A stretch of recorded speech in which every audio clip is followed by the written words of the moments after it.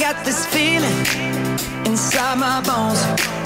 It goes electric wavy when I turn it on. Dôvodom, prečo sme dnes prišli do Zvolena, prečo sme tu, je ten, že náš projekt, náš darcovský portál, ktorý určite mnohí dobre poznáte, ľuďom.sk, sa dostal na také dve hranice. Jednak budeme oslavovať na konci leta 5 rokov nášho fungovania, ale v priebehu niekoľkých dní budeme oslavovať predovšetkým to, že cez náš webový portál ľudia pomohli už sumou, ktorá sa blíži 2 miliónom eur, čo je obrovský úspech.